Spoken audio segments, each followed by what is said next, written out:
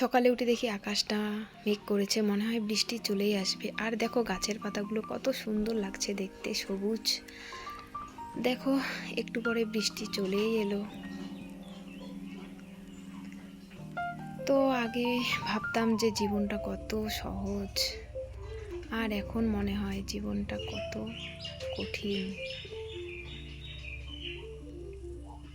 তো সবাইকে জানাই শুভ সকালের অনেক অনেক শুভেচ্ছা ও ভালোবাসা। তো এখন আমি সকালে রান্না করছি। তো রান্না করার মতো তেমন কিছু ছিল না। এখানে দেখো ভেন্ডি ভেজে নিচ্ছি,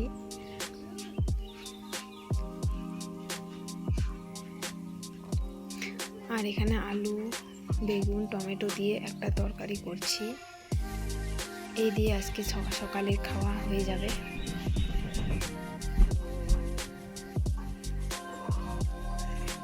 তো বাজার করার লোক যদি বাড়িতে না থাকে তো এরকমই হয়।